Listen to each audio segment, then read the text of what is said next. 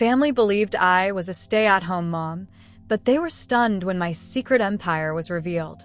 The Carmichael family dining room buzzed with laughter as crystal glasses clinked against each other in yet another toast. I sat quietly at the end of the mahogany table, my fingers tracing the rim of my water glass, forcing a smile that didn't reach my eyes. To Daniel's promotion, Roger Carmichael, my father-in-law, boomed. His voice carried the authority of old money and generations of success. The youngest VP in company history. Everyone cheered. Everyone except me.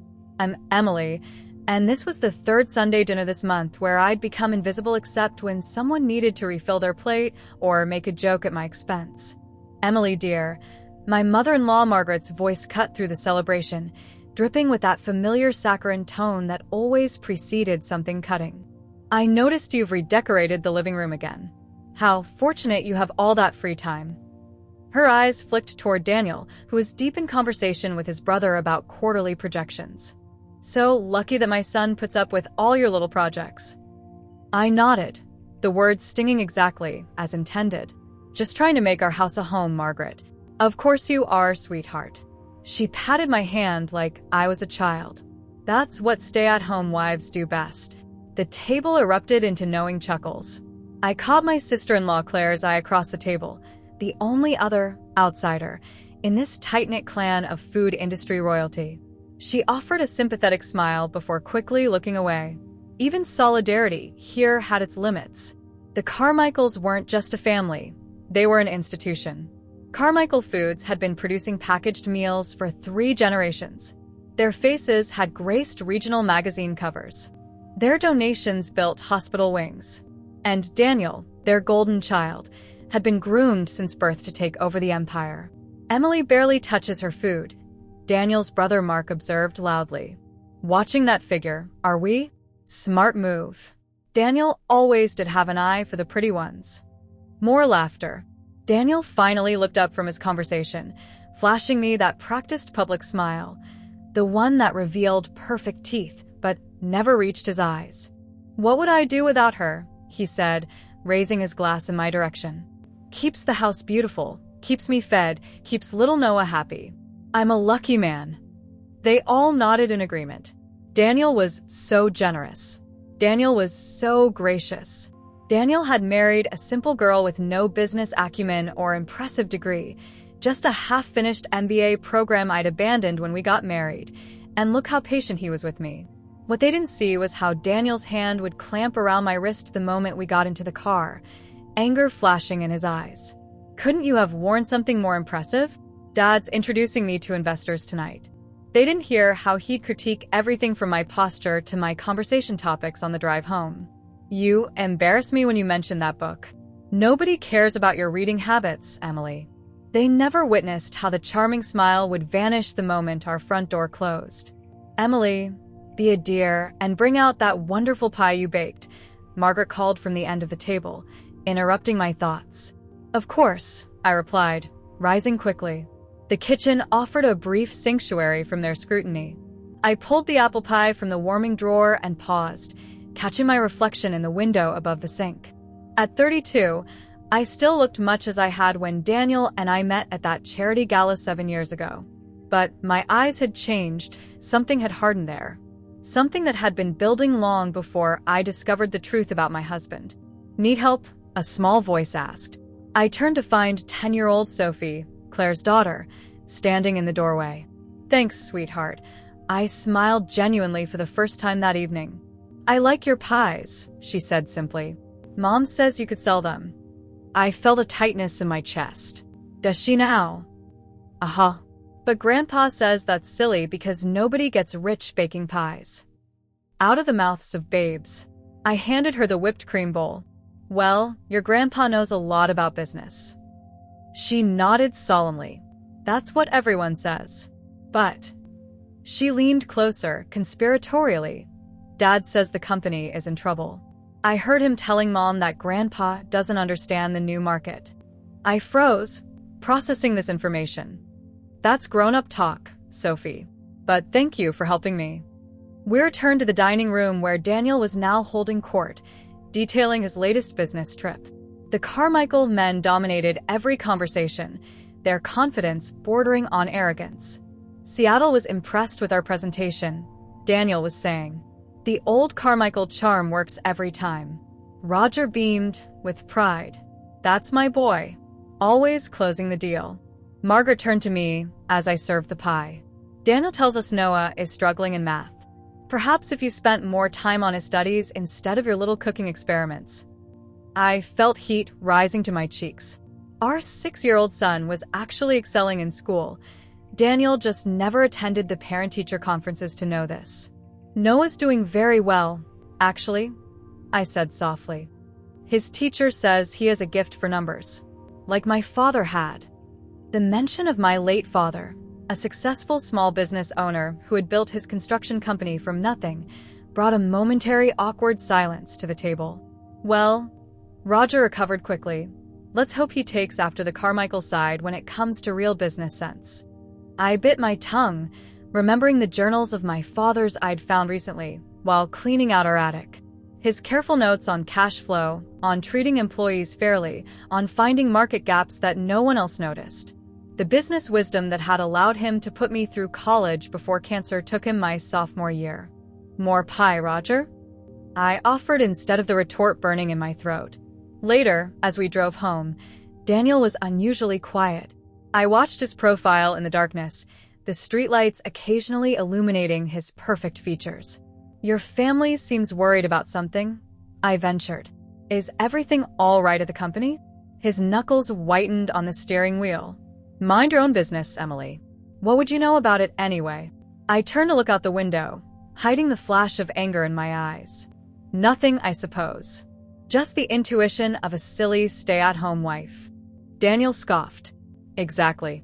So stick to what you know, taking care of Noah and keeping the house in order.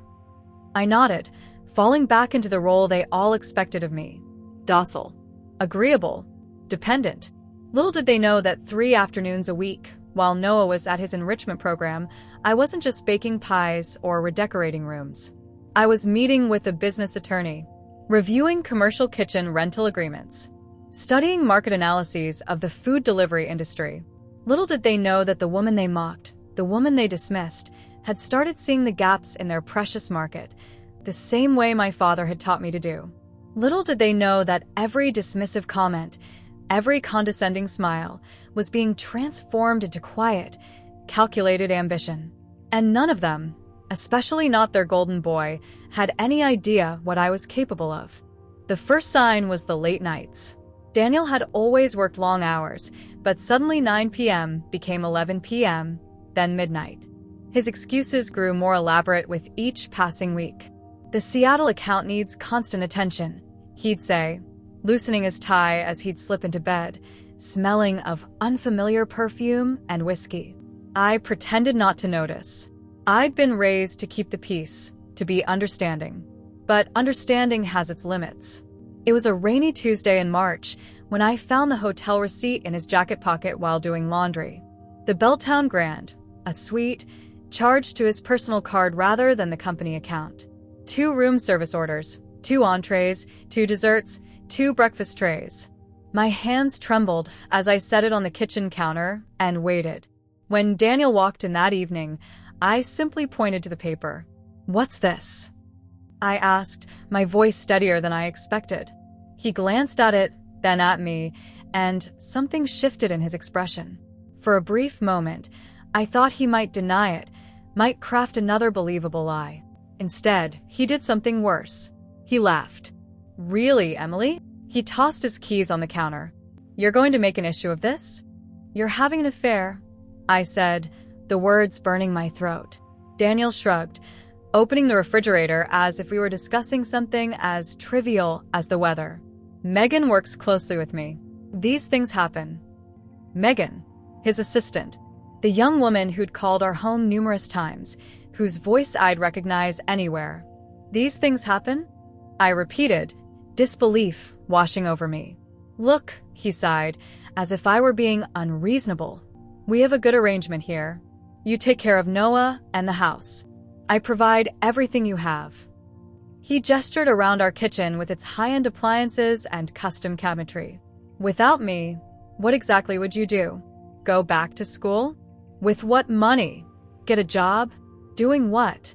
Tears stung my eyes, but they weren't tears of sadness. They were tears of rage. You think I couldn't survive without you? My voice was barely a whisper. Daniel's laugh was cruel this time. Emily, be realistic. You didn't even finish your MBA. You haven't worked in years. Your father's finished. Your mother's in that retirement community in Arizona. Who would help you? He took a swig of water. Face it. You need me far more than I need you. I stared at this stranger. This man I'd built a life with, wondering how I'd missed the contempt that had clearly been there all along. What about Noah? I asked.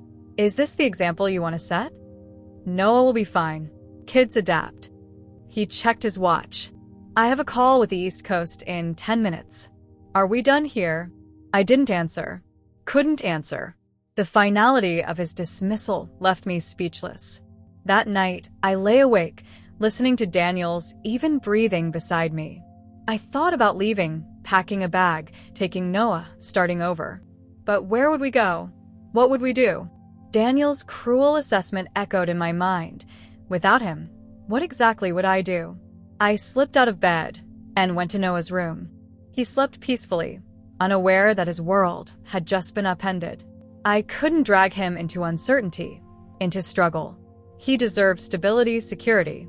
So, I made a different decision. I wouldn't leave, not yet. But I wouldn't remain the same Emily either. The next morning, I drove to my childhood home, now rented out but still owned by my mother. The garage had remained untouched since my father's death. I found what I was looking for in the back corner. Boxes of my father's business files, his journals, his legacy. James Stone had built stone construction from nothing but determination and insight. I was his only child, and he taught me everything. How to spot opportunity, how to negotiate, how to see the long game. Before cancer took him, before I met Daniel, I'd been on track to join him. I loaded the boxes into my car and made one more stop, a safe deposit box at the local bank, where I kept my personal documents, my original birth certificate, my passport, and my business degree. Not the unfinished MBA Daniel mocked, but the completed bachelor's in business administration I'd earned before meeting him, the one his family always conveniently forgot about. Back home, while Noah was at school and Daniel at work, I spread everything across our basement floor. My father's business plan, his vendor relationships, his notes on market analysis. You were right, Dad. I whispered to the empty room. Always prepare for rainy days. I reached for my phone and made a call to an old classmate who'd gone into business law. Hi, Jessica. It's Emily. Emily Stone. Yes, I kept using Carmichael, but I'm considering a change. I need advice on starting a business quietly. Very quietly. After hanging up, I felt something I hadn't experienced in years. Purpose. The humiliation of Daniel's betrayal still stung, but underneath it, a small flame had ignited. I would stay in this marriage for now. I would play the role of the dutiful wife for now. But Emily Stone was coming back to life. Another bake sale? Daniel smirked, watching me pack containers of fresh scones and herb-crusted bread into insulated bags. The perfect hobby for a housewife. I smiled placidly. The school appreciates the help. What Daniel didn't know was that these weren't for any school function. The bags were headed to my first 5 customers, new mothers from a local parenting group who'd signed up for my meal delivery service. Stone and Time had officially launched 2 months after Daniel's betrayal, operating from a small commercial kitchen I rented 3 mornings a week while Noah was at school. The business name, my maiden name paired with my favorite herb, felt like reclaiming a piece of myself. Don't forget we have dinner at my parents' tonight, Daniel called as he headed out the door. He never helped with the bags, never asked details about these supposed bake sales. His disinterest had become my greatest advantage. Of course, dear, I replied. The moment his car pulled away, I loaded everything into my SUV and drove not to the school, but to my small rented kitchen space in an unassuming strip mall across town. Inside, Lucia, my first employee, a culinary school graduate looking for flexible hours, was already prepping vegetables. Morning, boss, she grinned. The new labels arrived. I examined the elegant Stone and Time logo on eco-friendly packaging. Simple, understated, nothing that would catch the eye of anyone in Daniel's circle. Perfect. We got 3 more subscribers from that mother's group in Westview, Lucia informed me, checking her tablet, and 2 catering inquiries for baby showers next month. I felt a flutter of excitement. 6 months in, and we were already expanding beyond our initial meal delivery concept. Each new mother who raved about our nutritious, homemade postpartum meals referred friends. Those friends requested family dinners, which led to small catering jobs. By month 8, I'd taken a calculated risk. I signed a lease on a larger kitchen space and hired 2 more part-time chefs. I set up an LLC under my maiden name, established separate bank accounts, and created a business entity that couldn't be easily traced back to Emily Carmichael.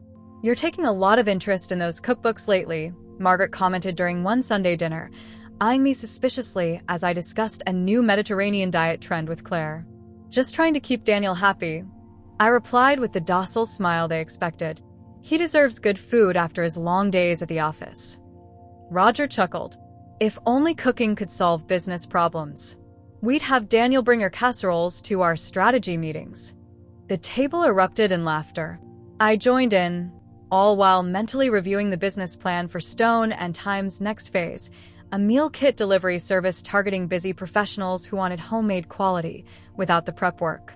By the 18-month mark, Stone and Time had a staff of 12, a dedicated kitchen facility, and a growing reputation in the local food scene. I'd moved beyond direct delivery to supplying several upscale grocery stores with our prepared meals. Our emphasis on locally sourced ingredients and sustainable packaging had earned write-ups in local food blogs. "Who's Stone and Time?" Daniel asked one evening, flipping through a local business magazine. My heart nearly stopped until I realized he was barely glancing at the local businesses to watch feature where my company was listed. "Probably one of those trendy startups," I said casually, taking the magazine and turning the page. "How was your day?" He launched into complaints about supplier issues and market competition, never noticing how carefully I listened, gathering intelligence that would prove invaluable. At the 2-year mark, I took my biggest risk yet. Using profits I'd carefully reinvested, I approached a restaurant owner looking to retire. His collection of 5 neighborhood cafes would become Stone and Time's first physical locations, places where customers could purchase our meal kits and prepared foods directly. The day I signed those papers, I wore my wedding ring on my right hand instead of my left during the meeting. A small act of rebellion, but it felt monumental. "You seem different lately," Claire commented at a family barbecue, studying me curiously as I helped arrange platters. "More? I don't know. Confident." I shrugged. "Just finding my rhythm as a mom, I guess." "Well, it suits you," she said, then lowered her voice. "And between us, you might need that confidence. Mark says Carmichael Foods is facing serious challenges from newer, more innovative competitors." I nodded sympathetically while my mind raced. Stone and Time wasn't directly competing with Carmichael Foods yet. They produced mass-market packaged foods. We specialized in fresh, local, small batch offerings. But the industry was shifting exactly as I'd anticipated. Consumers wanted what we provided: authenticity, sustainability, connection to their food source. That night, I slipped away to my home office, what Daniel thought was just my crafting room, and made a decision. It was time for Phase 3, franchising our kitchen model to other cities, creating a network of Stone and Time operations that could begin competing for the commercial contracts that had been Carmichael Foods' bread and butter. I picked up a photo of my father that I kept hidden in my desk drawer. "We're just getting started, Dad," I whispered. The quiet, dismissed daughter-in-law was building an empire, brick by brick, right under their noses. And soon, they would feel the tremors of what they never saw coming. The first cracks appeared during what should have been a celebratory occasion, Carmichael Foods' 50th anniversary gala. The ballroom sparkled with crystal and silver, a testament to generations of success, but I could sense the tension beneath the polished veneer. "Another round of layoffs," Claire whispered to me at the bar, glancing nervously at her husband Mark across the room. 30 people from the production line last week. They're not announcing it tonight, of course." I sipped my champagne slowly. I thought the new product line was supposed to turn things around. Claire sighed. The Carmichael Classics rebrand? It's tanking. Turns out slapping a vintage logo on the same old frozen dinners doesn't impress today's consumers. My phone vibrated discreetly in my clutch. A text from my operations director. Eastern Seaboard deal confirmed. We launch in Boston next month. I tucked my phone away, hiding a smile. Stone and Time had just secured our largest contract yet, supplying our fresh meal kits to a chain of premium grocery stores along the East Coast. 3 years of careful growth had positioned us perfectly for this expansion. Across the room, Roger Carmichael clinked his glass for attention. His smile seemed forced as he launched into a speech about family legacy and weathering challenges.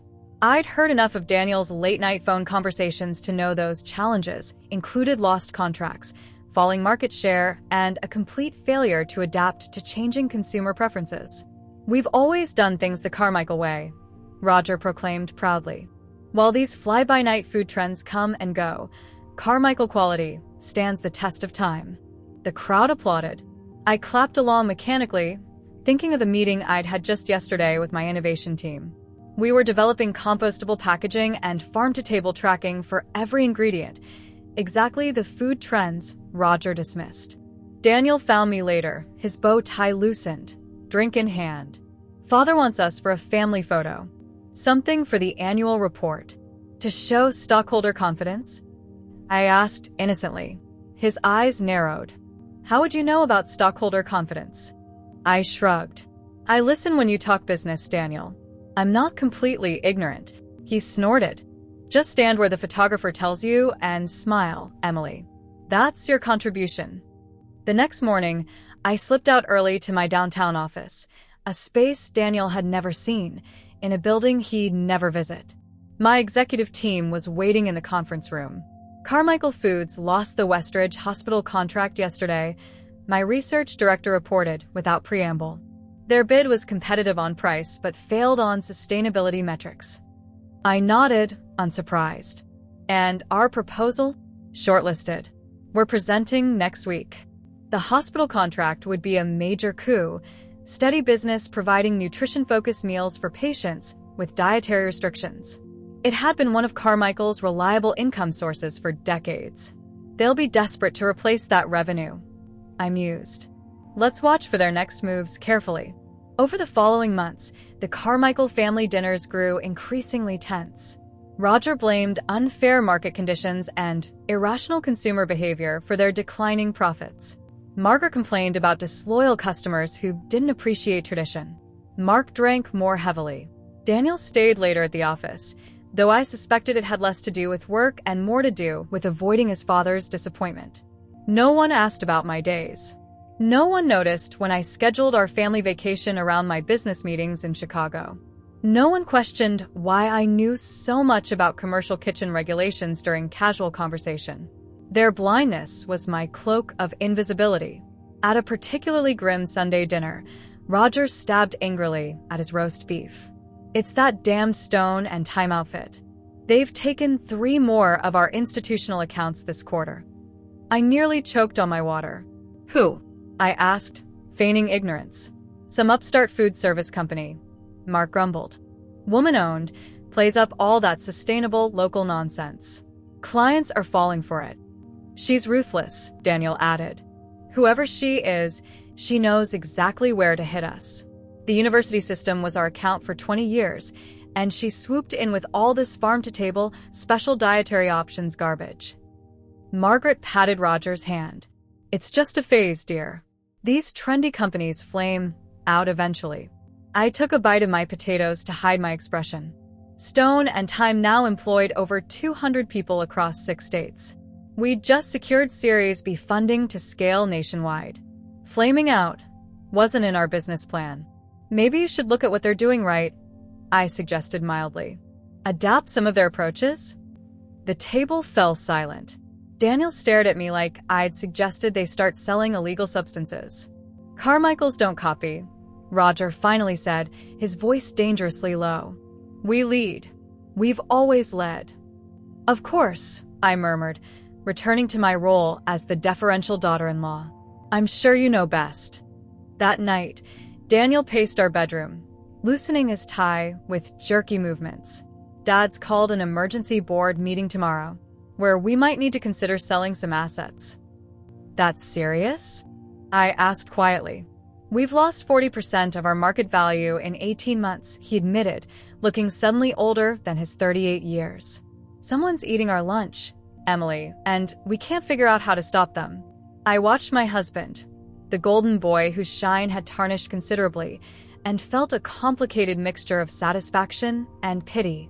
Maybe it's time for fresh perspectives, I suggested. Daniel laughed bitterly. That's what I said. Dad nearly took my head off. He collapsed onto the bed. All those years of being the perfect Carmichael son, and now I'm watching it all slip away. I turned away to hide the gleam in my eyes. What was slipping through his fingers was flowing steadily into mine. One contract, one innovation, one victory at a time. The evening Daniel came home with that particular look on his face, I knew something significant had happened. He loosened his tie with trembling fingers, poured himself 2 fingers of scotch, and downed it before even acknowledging my presence in the living room. Dad wants you to come to a meeting tomorrow, he finally said, his voice hollow. I looked up from the book I was pretending to read, careful to keep my expression neutral. Me? Why would Roger want me at a company meeting? Daniel poured another drink, avoiding my eyes. We need an investor. A significant one. Immediately. And I factor into this how? I asked, though I already knew. Your father's trust fund, he muttered, staring into his glass. The one you never touch. Ah. The modest inheritance from my father that Daniel had always dismissed as insignificant, until now. The irony wasn't lost on me. I see, I said calmly, setting my book aside. And what would this investment entail? Daniel finally looked at me, desperation evident in his eyes. It would be a secured position, of course. Dad's prepared to offer favorable terms. We just need a bridge to get through this rough patch. I allowed a long pause before responding. And what does your father think about asking his son's homemaker wife for financial help? Daniel flinched. He suggested it, actually. Of course he had. The great Roger Carmichael, reduced to seeking help from someone he considered inconsequential. Life had a certain poetic justice. I'll be there, I said simply. What time? Relief washed over Daniel's face. He probably expected resistance, questions, or emotional leverage. He didn't understand that I'd been waiting for this moment for years. The next morning, I dressed with deliberate care. A modest navy suit, minimal jewelry, hair pulled back in a simple chignon. The picture of a supportive wife. Nothing that would trigger their suspicions. Daniel fidgeted during the drive to Carmichael headquarters. They'll walk you through the numbers. Just listen, that's all. We can discuss details later. I nodded, the perfect obedient wife. Inside, I was reviewing the dossier my team had prepared on Carmichael Foods' current financial position. Their debt load was crushing. Their market share had fallen to historic lows. They were 2 missed contracts away from insolvency. And I held all the cards. The Carmichael boardroom was exactly as intimidating as they designed it to be. Dark wood, leather chairs, portraits of company patriarchs lining the walls. Roger sat at the head of the table, Margaret beside him. Mark and Claire occupied chairs to his right, along with 2 men I recognized as their financial officers. Emily, Roger greeted me with newfound warmth. Thank you for coming. Daniel says you're interested in exploring investment opportunities with us. I smiled placidly. I'm always happy to help family. For the next 30 minutes, I listened as they outlined their temporary setbacks and market anomalies. They spoke slowly, using simplified terms, occasionally glancing at Daniel as if to confirm I was following along.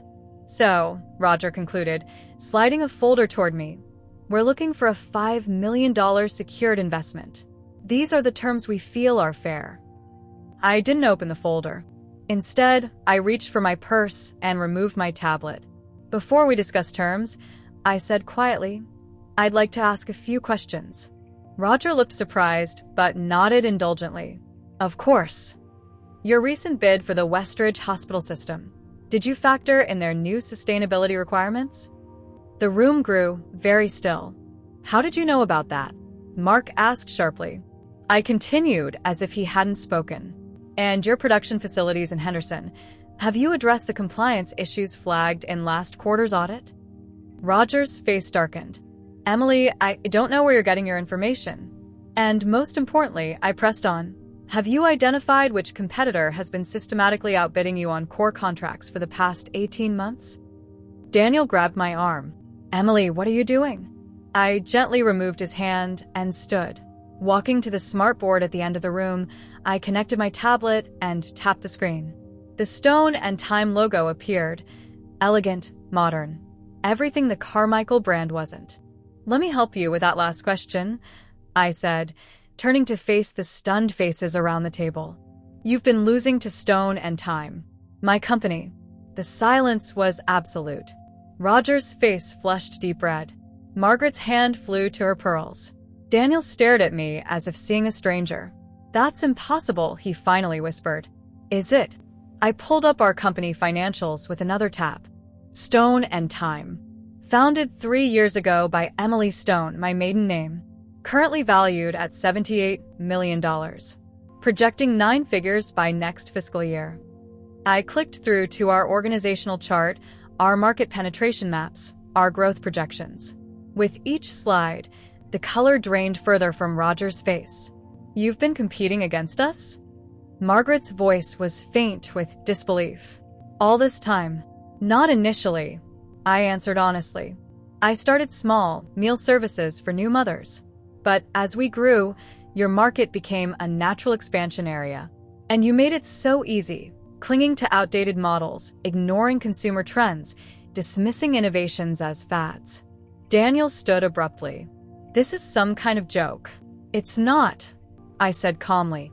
While you were all laughing at my baking, my little projects, my homemaking, I built something.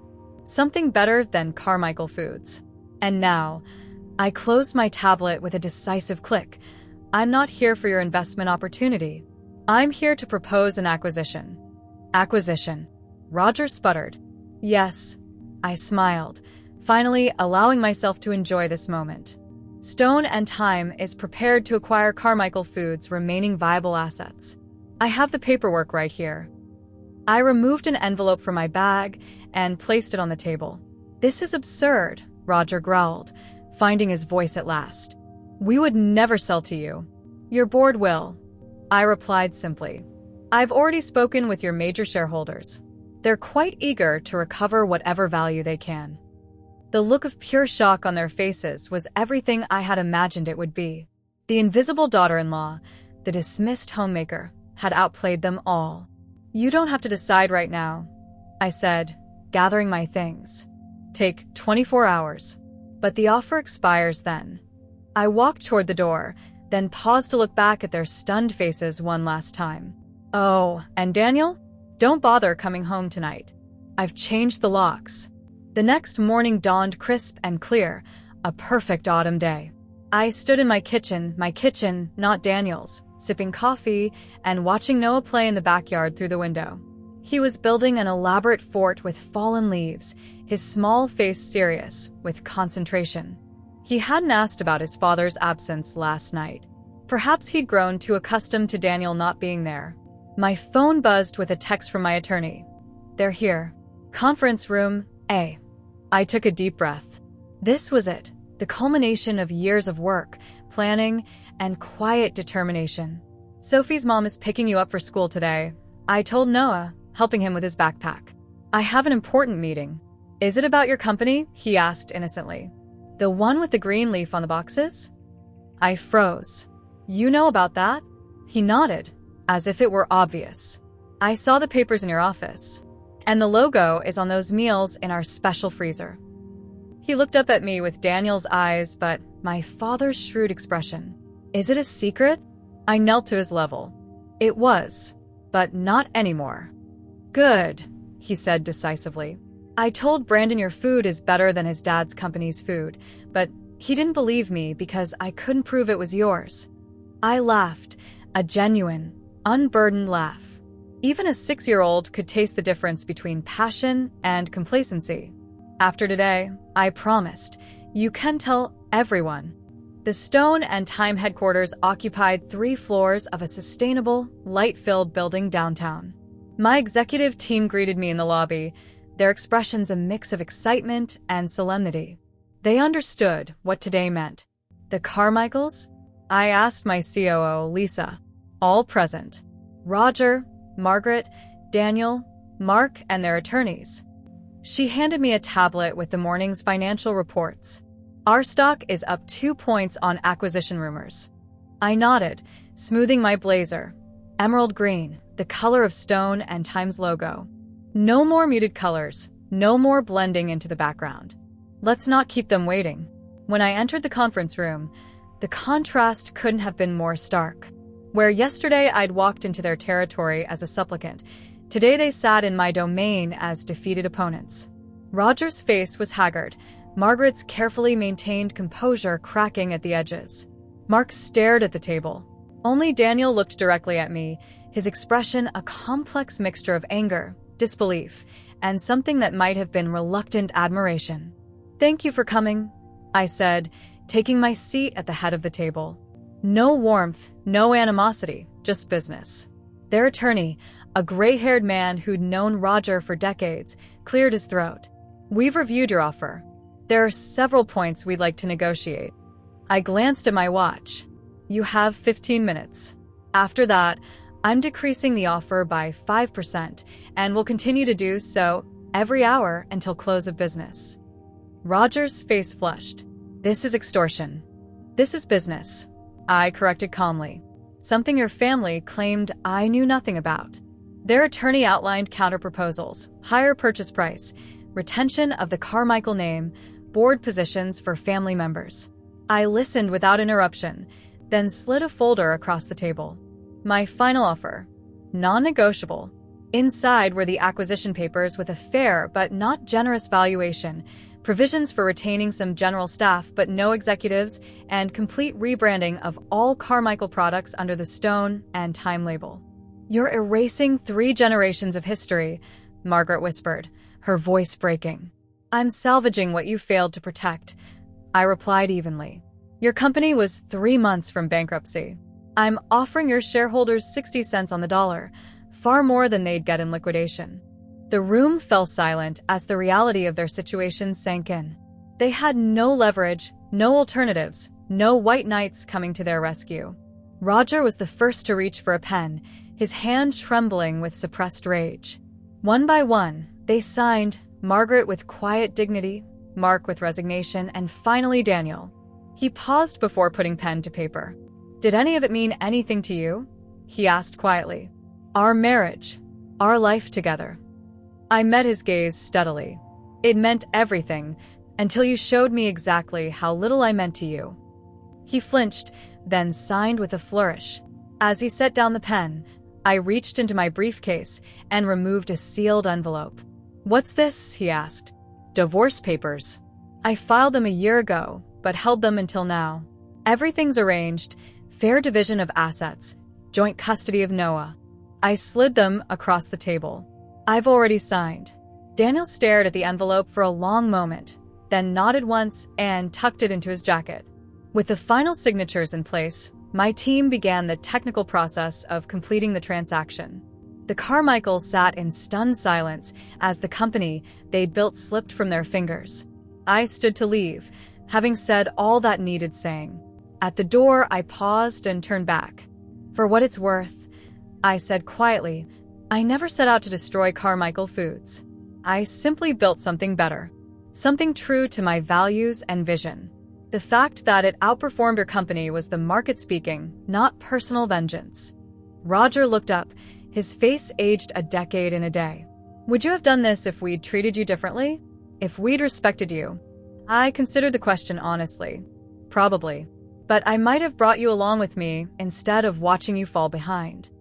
With that, I walked out of the conference room, down the corridor lined with my company's achievements, and into the sunlit atrium where Noah waited with my assistant. My son's face lit up when he saw me. "Is it done, Mom?" he asked, taking my hand. "Yes," I said, as we walked toward the exit together. It's done. Behind us, the stone and Time logo gleamed on the wall, my father's name and legacy reborn. Ahead of us stretched a future unburdened by mockery, disrespect, or the need to make myself small for others' comfort. I hadn't screamed. I hadn't gloated. I'd simply built something extraordinary while they weren't looking. And that was victory enough.